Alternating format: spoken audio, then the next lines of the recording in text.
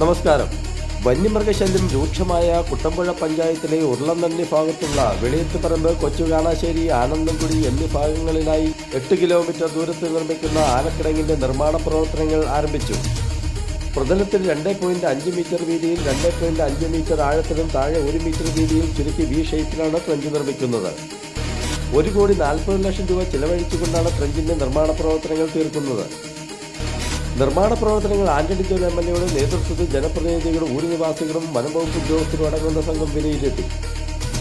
MLAയോടൊപ്പം block panchayat member KK Gopi, panchayat member Vinesh Narayanan, deputy range officer Jiji Santhosh, section forest officer KA Ashokan, beat forest ഓഫീസർമാരായ N Dileep Kumar, AM Alikunju, K Nitheesh, Indirakutty Raju, Sivaprasad S, Biju പനകുഴിയിൽ, പ്രദേശവാസികളായ ഓമന കുഞ്ഞിമോൻ, അനിത ബാലകൃഷ്ണൻ, സരസമ്മ പരമു, രേഖ ബിജു, ഊരുമൂപ്പൻ Aniyappan Kani, Inchathotty forest station ജീവനക്കാർ, KPHCC ഉദ്യോഗസ്ഥർ, നാട്ടുകാർ എന്നിവരും ഉണ്ടായിരുന്നു.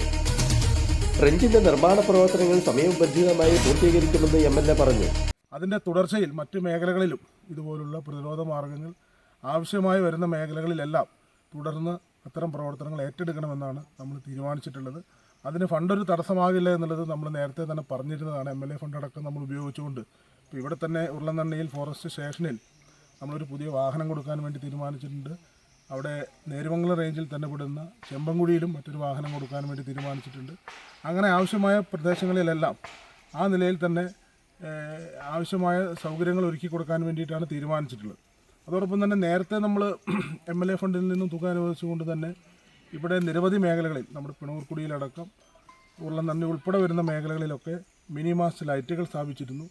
ഇപ്പോഴാണെങ്കിൽ അത് കുറേ കൂടി വിപുലമാക്കുക എന്ന ലക്ഷ്യത്തോടു കൂടിയിട്ടാണ് സ്ട്രീറ്റ് ലൈറ്റുകൾ, ഏതാണ്ട് 400ഓളം വരുന്ന സ്ട്രീറ്റ് ലൈറ്റുകൾ, അത്യാവശ്യം വെളിച്ചം, സാധാരണ നിലയിലുള്ള സ്ട്രീറ്റ് ലൈറ്റ് അല്ല, നല്ല വെളിച്ചം ലഭ്യമാകുന്ന നിലയിലുള്ള സ്ട്രീറ്റ് ലൈറ്റ് സ്ഥാപിക്കാൻ വേണ്ടി തീരുമാനിച്ചിട്ടുണ്ട്.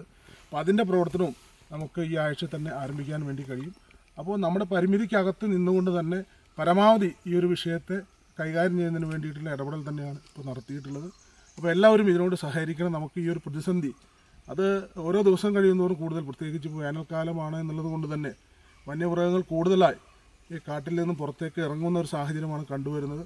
അപ്പോൾ അതുകൊണ്ട് തന്നെ ഇത്തരം പ്രവർത്തനങ്ങളൊക്കെ സമയബന്ധിതമായി തന്നെ നമുക്ക് പൂർത്തീകരിക്കേണ്ടതുണ്ട്.